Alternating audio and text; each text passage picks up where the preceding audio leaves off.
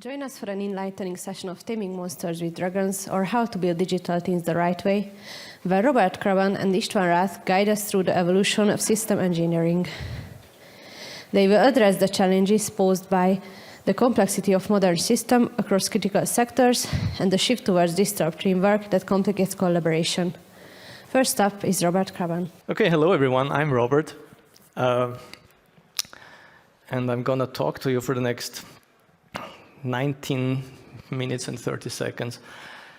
So many years ago, I presented at another conference. It was in Singapore, and they sent out a message to the presenters the day before I was on stage, and they said every presenter is required to wear a shirt, right? And I'm not much of a shirt guy. Anyway, I have a shirt like today, coincidence. And then I went on stage, started my presentation, and at some point, I took off my shirt, right? And put it on the side. And guess what happened? Nothing happened. Nobody cared if I wore a shirt or not. So there was a requirement, and the requirements are very important in system engineering, so we'll hear a little bit about that today as well.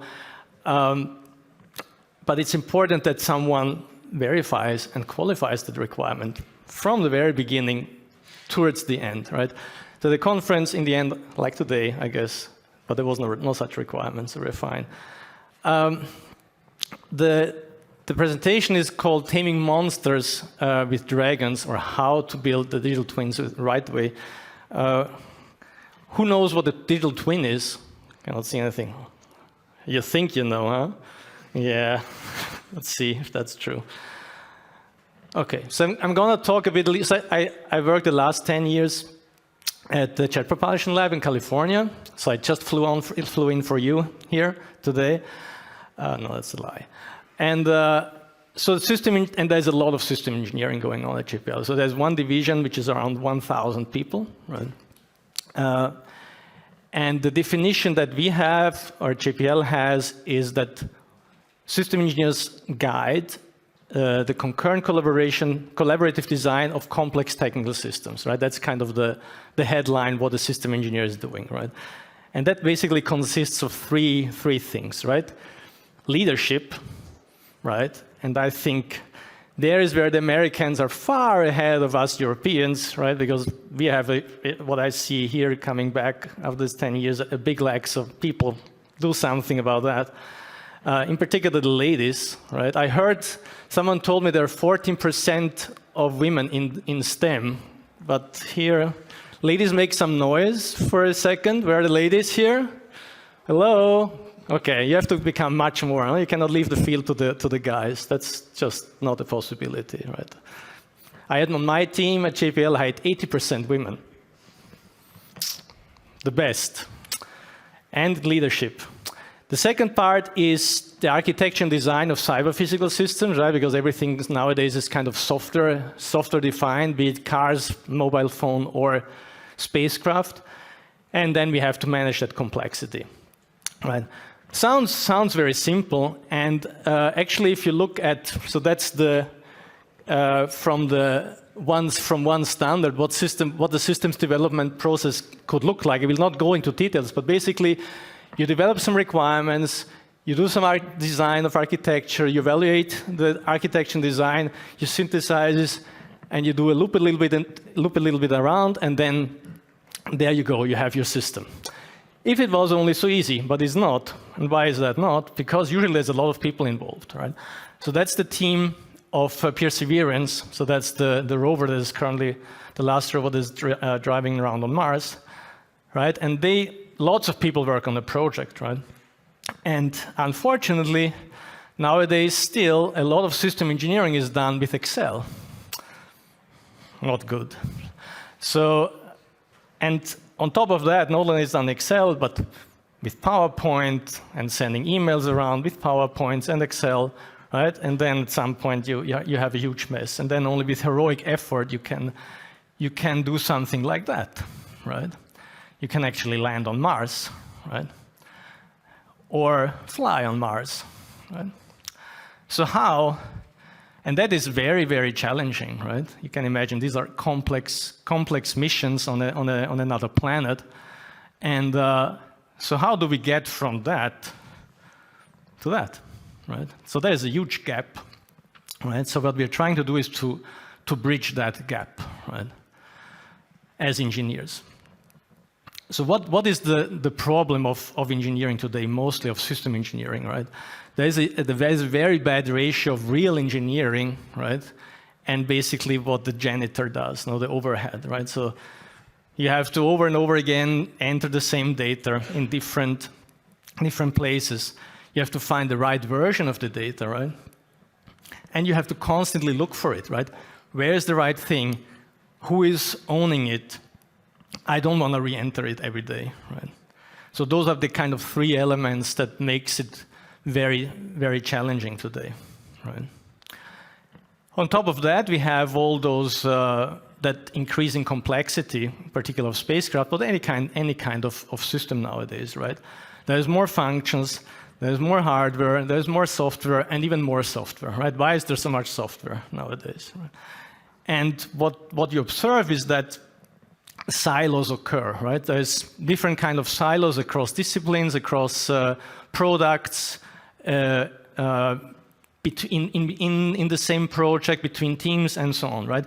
Those are the monsters, right, that we have to kill, right? So here's an example of flight software, the ground data system, remote engineering unit, right? There is a system engineering process, but still those silos occur, right? And they do their thing individually, right? But the problem is that they live in some discontinuous space. So there is an overhead. They all have some connection that is not explicit, right? So we have an overhead, a huge overhead to connect all those things, and usually that is done manually, right?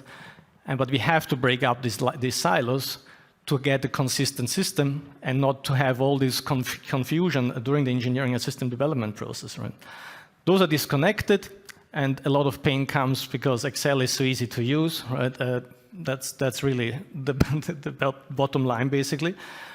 And the qualification process does not work systematically. And qualification means like the verification, validation, not only at the end when you have already the piece of hardware, but also from the early stage on of your development, right? Right on when you evaluate different architectures. So that has to start early. So it's really hard to understand those relationships of those things in those silos, right? How, for example, to check requirements against the test, right? Sometimes you have to verify the requirement, and just that traceability, that the requirement has been verified, when, by whom, how often, did it fail, did it pass, whatever, right? That's difficult in a way that it's auditable, right? Someone comes in and we can demonstrate actually it has been done and has been done properly, and it's repeatable, right? And even more problematic is if something changes, right? So what's the impact of that change? Be it something in the design, be it something in the code, be it something in the requirements, right? We wanna be able to perform an impact analysis. If I introduce a change, what is affected by that change in the whole spectrum of the system development, right, wherever I am. But also I wanna be able, once I have done this analysis, I want to be sure that I actually can trace that impact and make the change in like a configuration managed way, that I know where I made changes because in all these products because something changed from the top and propagated down the line, right? So, but what we claim is that all those monsters, they can be resolved by using models, right, to capture those relationships, right? So we are moving gradually for the last 20 years towards a model-based approach in system engineering. In other disciplines, models have been around longer and be more like kind of used already than systems. Systems is more new. So how do we connect all these things together, right? So in this colorful slide, there's kind of three things. You have a systems development iterations, right? So this is basically the the spiral as you go along in your systems development, and you have certain milestones where you deliver something. But we have corresponding digital twins, right? And these digital twins, they're represented by this fractal structure here. And the fractal structure basically represents that as we go along in our system development, they become higher and higher fidelity, right? Until we know enough that we can build that system, right? So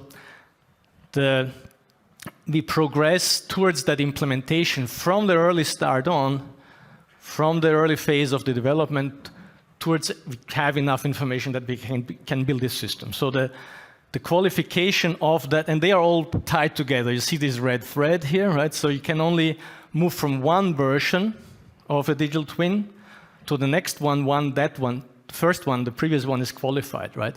And as you go along, the previous ones always have to be validated and qualified. They always have to be valid.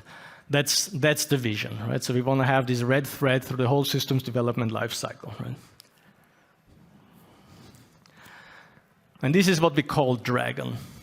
And now comes the dragon that eats the monsters. So we want to have a formal qualification of systems modeling and software, right? Today what we see and observe is a gap between system engineering and software engineering, control systems and so on. So there's kind of an engineering gap that has to be integrated.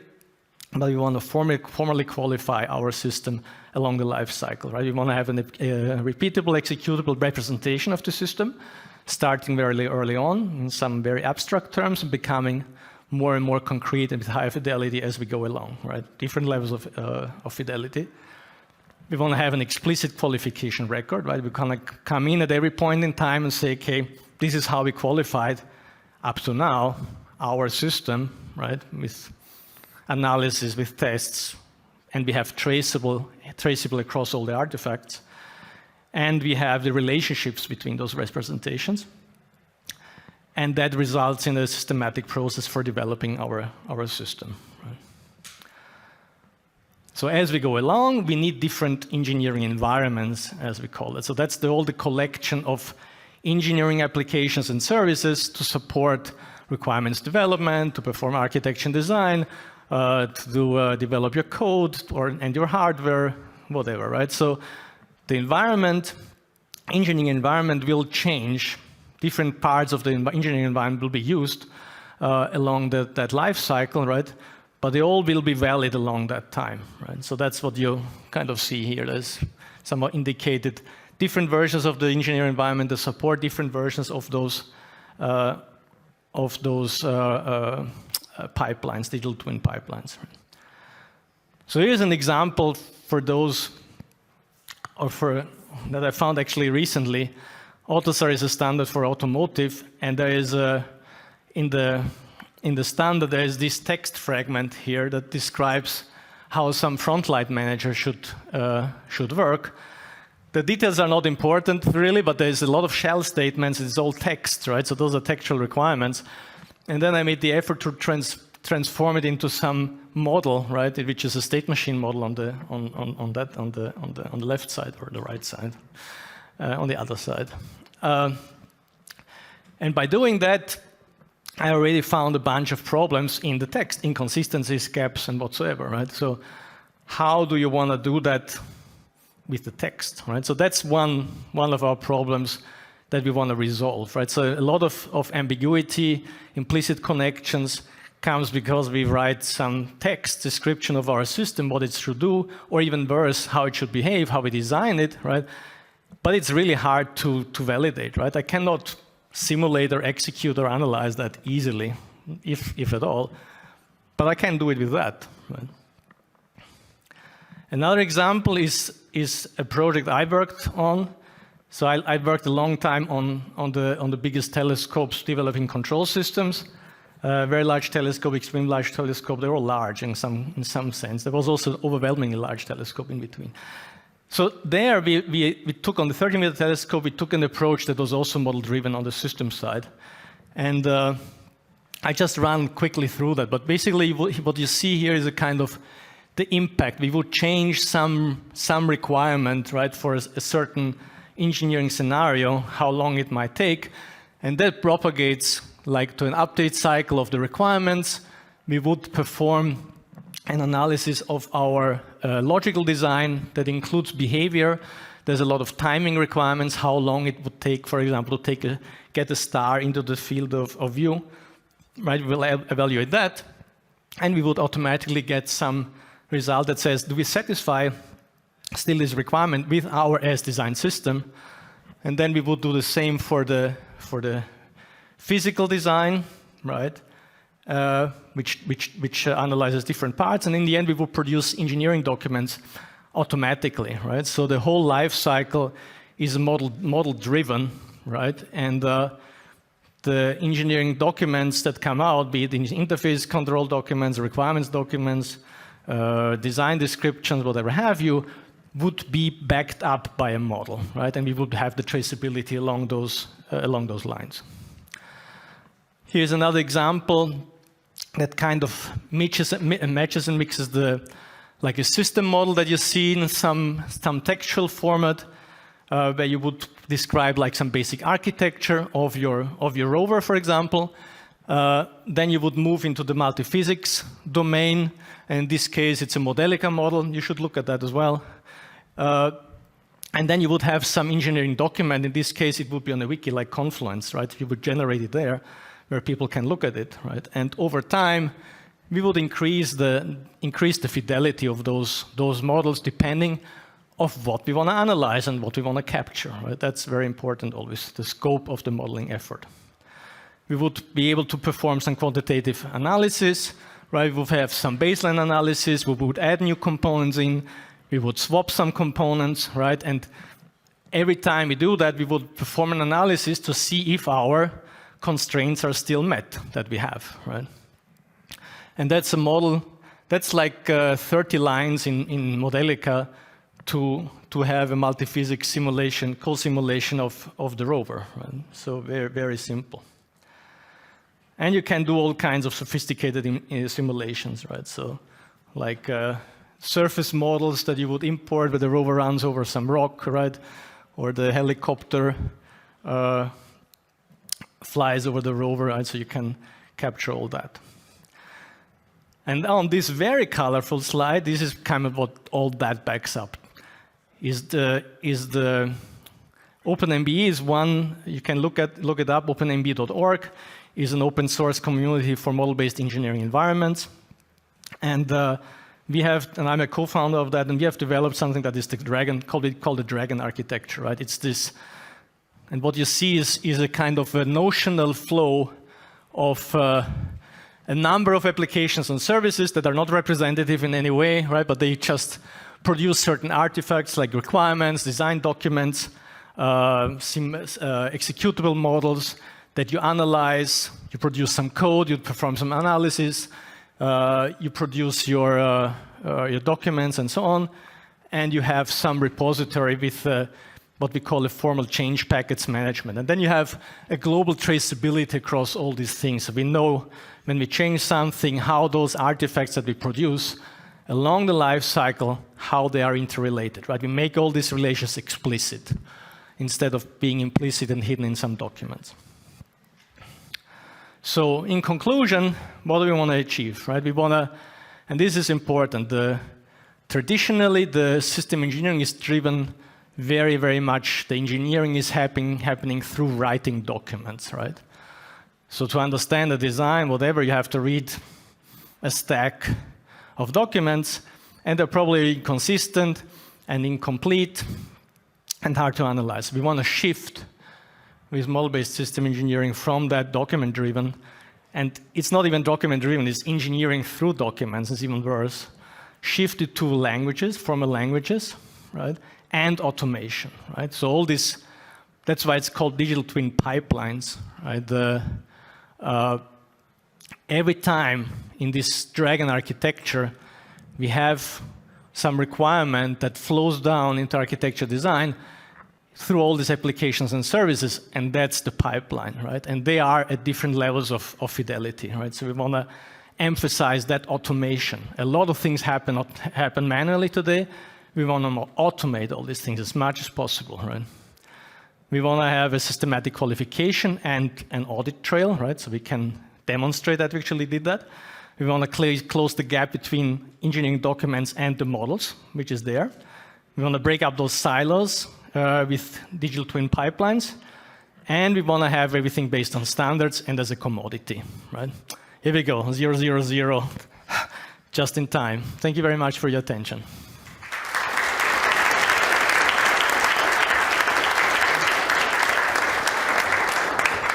So, and now I have to find which one I have to stand. Is that the right place? No, this one? Yes, thank you. So first up, could you tell us a little bit about your work and what you do? So my origin is in computer science in my childhood, basically. And then I spent most of my career spent on developing highly distributed control system for large scientific facilities. So I worked at the particle physics lab at CERN in Geneva. I worked at observatories, the biggest observatories in the world, and I worked at the Jet Propulsion Lab. In the Jet Propulsion Lab, my main task was leading the team that provides the engineering environment, right, the ecosystem, the engineering ecosystem to the, let's say, 4,000 engineers that are there. Thank you. Do you model mechanical component system as well? If you so, how do you model a mechanical subsystem of a jet engine, for example?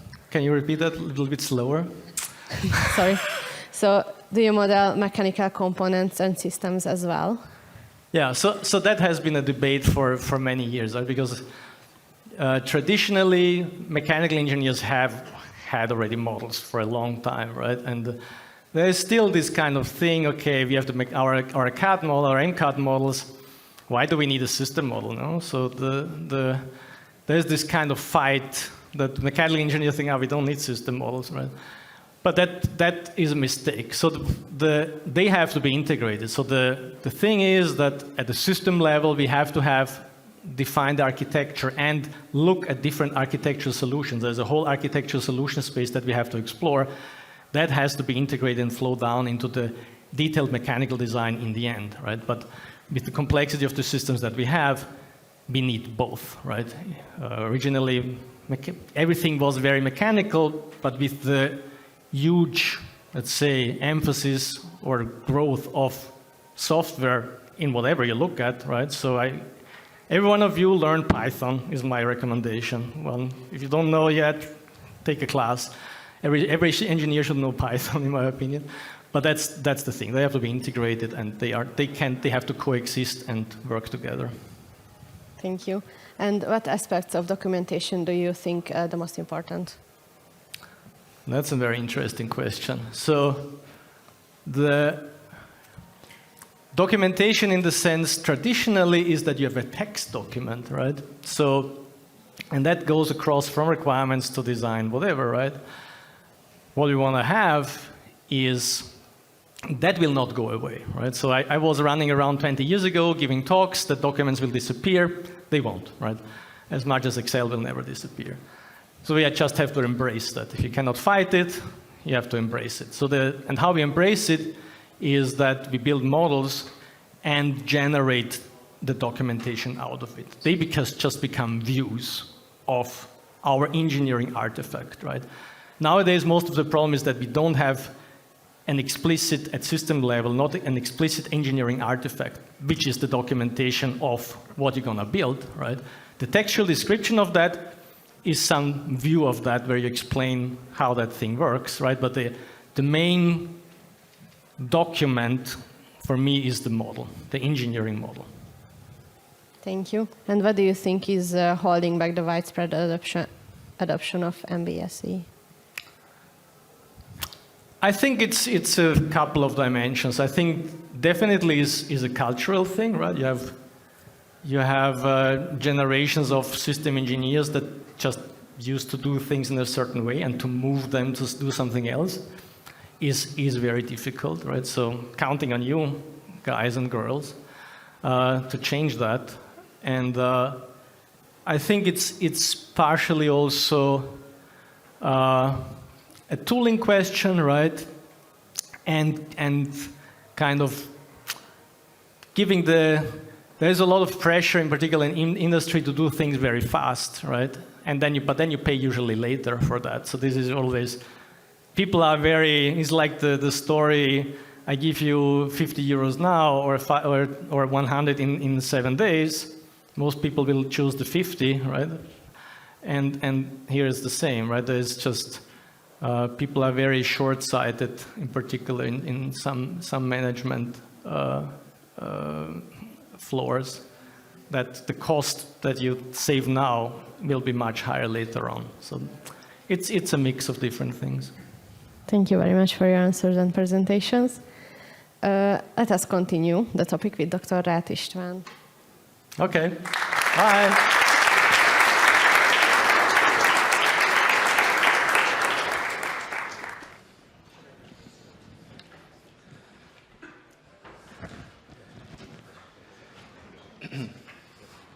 I will try not to obscure the slide with my rather wide figure.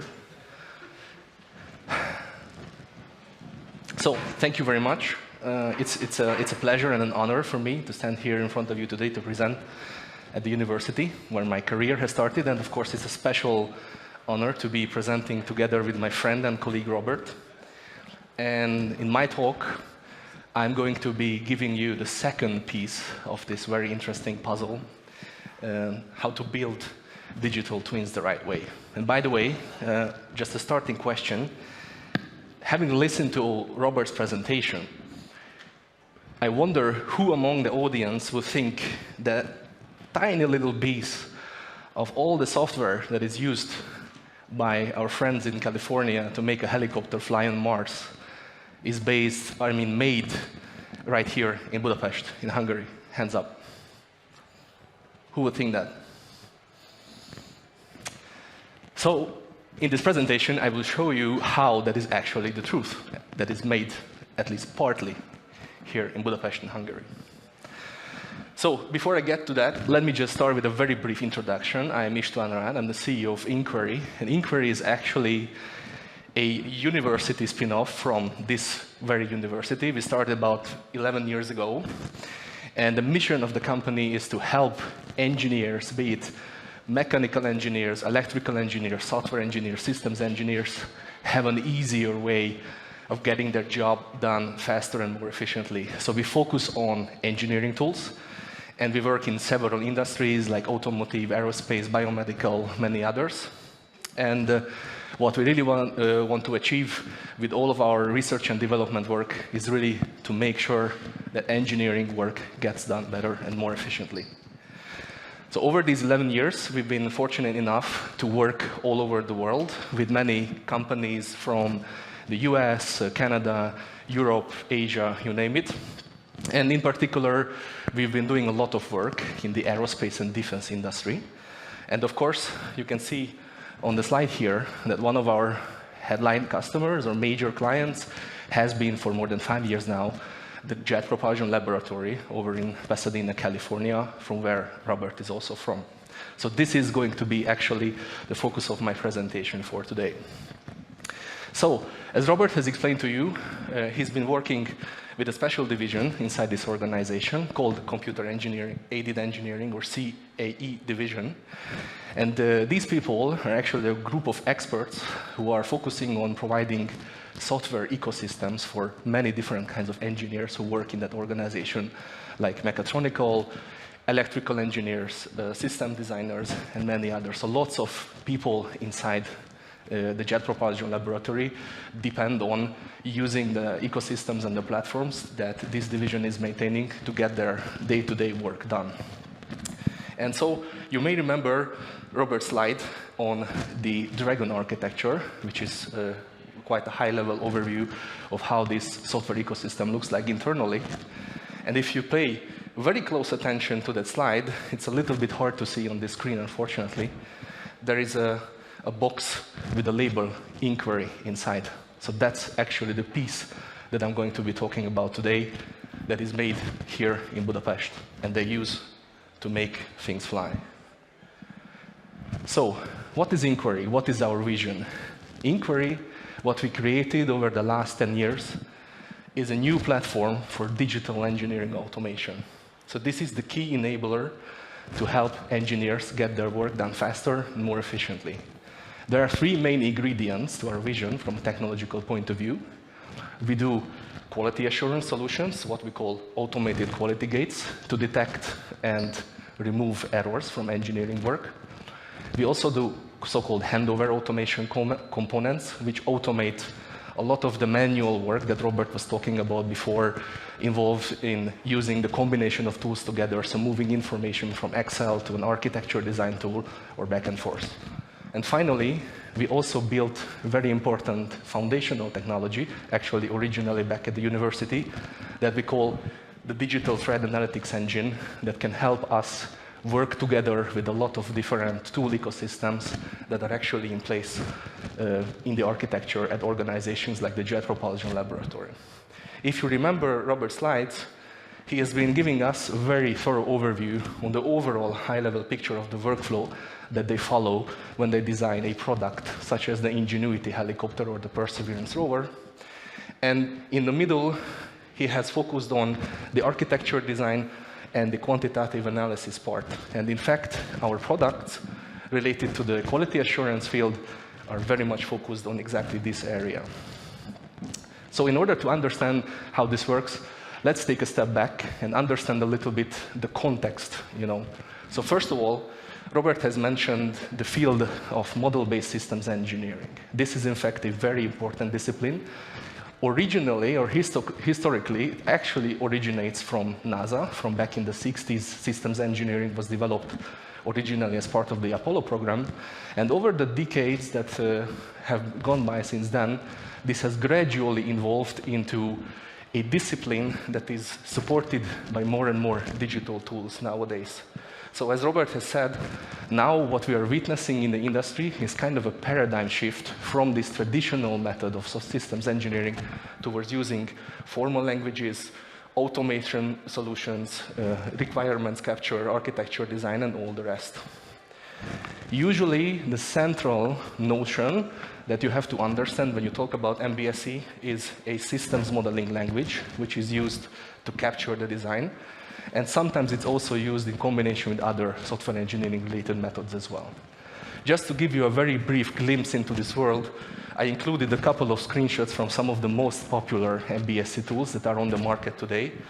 This is the CATIA No Magic solution, as it used to be called Magic Draw. I'm sure some of you may be familiar with this. This is actually a dominant player, especially in the US market today. So majority of aerospace companies like Boeing or Lockheed Martin or Airbus even are going to be using this tool to support this discipline. There are also other commercial tools as well, like Enterprise Architect, which are quite popular in other industries, such as the automotive industry over here in Europe. There are open source solutions readily available, like the Capella from the Eclipse ecosystem. And finally, there are new generation tools appearing on the market, which take advantage of the newest innovations in the cloud and web-based domain, also incorporating some AI aspects as well. This is a brand new solution from Siemens called the SimCenter. So, back to my original point, I was talking about quality assurance, but what do we actually mean by engineering quality? It's very important to understand as well, but it's actually not that hard. There are three key ingredients to engineering quality. Making sure that our work is free from common mistakes, also making sure that the work complies to various relevant standards that are used in the industry. And finally, and perhaps maybe that's the most critical and difficult to capture well, is to make sure the work also corresponds to a methodology that is somehow inherent to an organization. From a technological point of view, we can see that the common mistakes are relatively easy to spot, and that's why it's actually supported by many of the tools that I've been showing to you previously, and you can also find similar features and solutions in some of the other commercial vendor solutions as well, be it documentation management, issue tracking, simulation software, or product line and requirements capture. So this is relatively easy to do. What is a little bit harder to do is the standards conformance. And when I talk about standard, I do not only mean the standard, as Robert already mentioned, like the system modeling language like SysML or Modelica. There can be also very important, especially safety-related standards at play here, like the ISO 26262 or SIL, or domain-specific standards like AUTOSAR for the automotive industry. And this is a little bit harder to do from a technological point of view to assess whether a particular design or an engineering document is fully standard compliant. But what is the hardest, as I said before, is the methodology part. Methodologies in this engineering space are often captured or described in documents, books. Some of them are actually pretty popular and widespread in use. But these describe how engineering work should be done on a very high level, in a very human-like way. So to translate that into something that can be checked by a quality assurance tool is really the hard part. And this is what we set out to address with our products. Why is it so important to manage quality in an engineering process? The simple answer to that is one word: collaboration. It's because of the fact that engineering work is not done in an isolated way. It's actually done by collaborating groups of people who need to exchange their work with each other, who need to collaborate on the same thing. So that's why it's very important to make sure that everyone's output, everyone's work can correspond to the same quality standard. There is a notion that we introduced that expresses this desire, which is called model governance. Model governance is, simply put, the set of quality criteria that are pertinent to define the precondition for data exchange in engineering workflows. These workflows are actually often described using the V or the Y model that some of you may be familiar with. That is a very common and recurring pattern employed by industries like the automotive or the aerospace industry, which prescribe the adherence to very strict quality standards. So when we talk about model governance, what we really mean is that we want to make sure that all the engineering work, or the models in our terminology, are consistent in style in terms of standard conformance. They are understandable across several teams when we are talking about collaboration. So they have a methodology conformance property. And finally, they are free of common mistakes and anti-patterns, and of course, complete. There is nothing missing. Everything is there to make sure that the helicopter can fly. So the product that, for example, is also used by NASA, but some other companies as well, is focusing to implement this principle, especially on the left side of the V, so focusing on the integration or the interplay between requirements capture, system design, and component design. So now, let's put this into a little bit more specific terms to show you some screenshots how this technology actually looks like from an end user's point of view. I put here a very simple example for what can be considered a common mistake, but also actually as a methodology conformance issue from a certain point of view.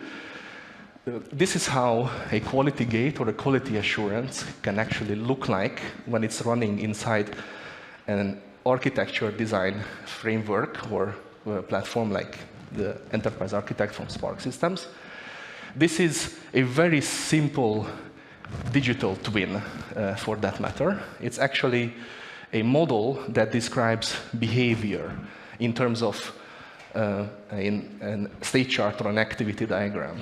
And when we define or capture the desired behavior of a system using such a language and these tools, it's very important that we make sure that our work is complete. There are no missing parts of the model. In this case, we are looking for guard conditions that are necessary, in Robert's terms, to make sure that whatever we do in our engineering environment can support the repeatable and executable representation of the system and its different levels.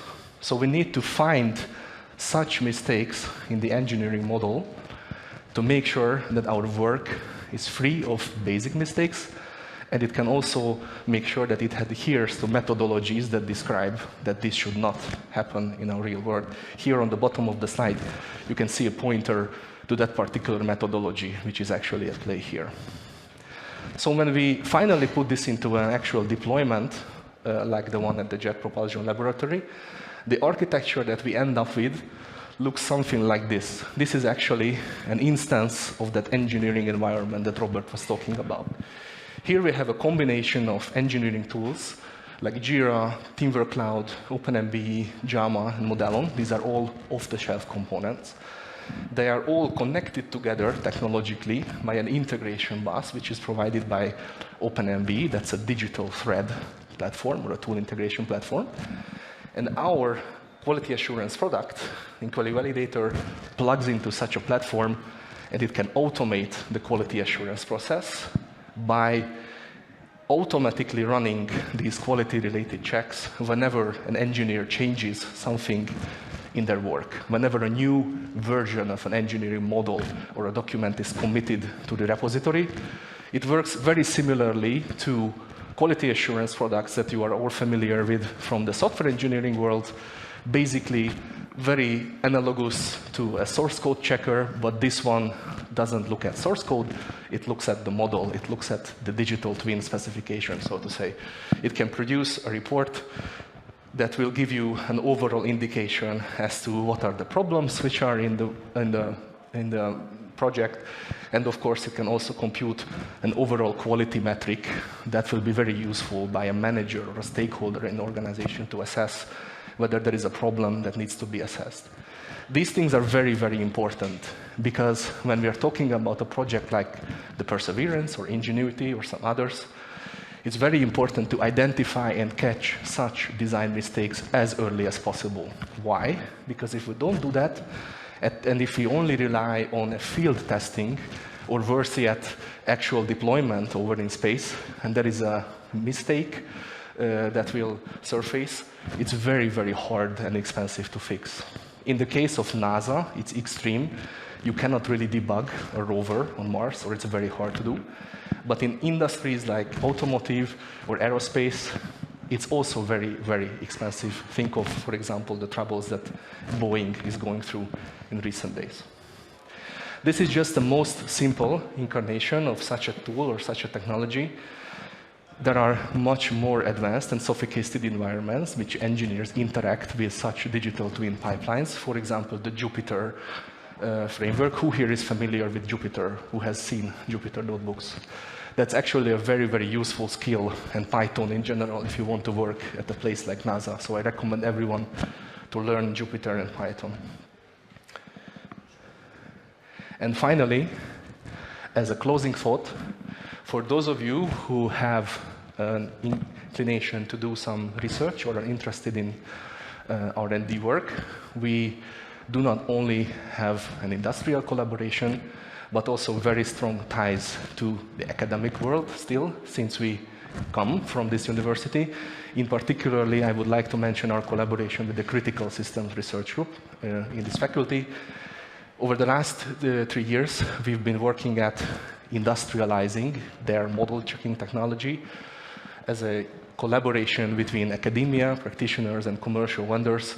And it was a very successful collaboration because we actually managed to do model checking on behavioral models which are used by these aerospace systems. So there is some paper and some information on the internet as well. In case you are interested, I recommend you check it out and see how it can work together already at the university research level to do such a collaboration.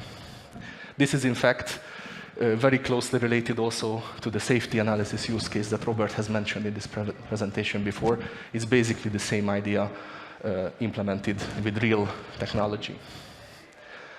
So, in summary, I would like to repeat what Robert has also concluded with, that right now, this industry is going through a very significant strategic shift towards digitalization. And within this space, the areas of particular interest are formal methods, languages, automations, to realize things like digital threads, quality assurance, and other solutions as well. This is all of essential importance, especially in industries like automotive, biomedical, aerospace, defense, and energy, because there we need to provide a way to achieve systematic qualification and audit training to finally close the gap, this productivity gap that exists between the old way of working with document-based methods and the new way of working with software and models. And of course, everything should be implemented in an open way that is extensible, so that small vendors like we can participate in large ecosystems and provide solutions like this one to NASA. And it's also very important because this enables the collaboration between academia and practitioners and vendors like we have. So the biggest perk of my job, personally, is to travel and to do some customer visits. And in this particular case, this was actually a realization of a childhood dream that I got to do twice, to visit JPL in Pasadena, in California. The spacecraft that you can see on this photo in the background is the Europa Clipper mission. Who here is familiar with what Europa Clipper is? Europa Clipper is a spacecraft that is going to launch this year and is going to orbit the moon Europa and to collect some samples for analysis to assess whether there is a chance of life in the ocean that is suspected to be on that moon. So we got to see that in person. And if any one of you would be interested in joining us and doing customer visits like this and working on very interesting engineering tool technology, then please feel free to reach out and talk to me. I'm very open to answer any questions. Thank you very much.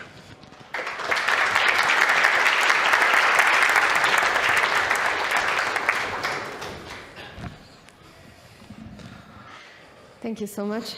The first question is, what was the key to success in your collaboration with academia practitioners and vendors? That's a very, very good question. I think the key to success is to have an open mind, always. Usually, the collaboration from an industrial point of view with academic partners is a challenging one, because the kind of problems that industrial companies have are sometimes a lot simpler than what academic people think they have. So the key to that is to have an open mind and to have an open eye for finding the right match between the organization and the solution that a research organization can have. And this is where we, for example, can come into the play as a kind of a catalyst. Thank you. Next, what advice would you give to aspiring system engineers? To learn Python. For real. Thank you.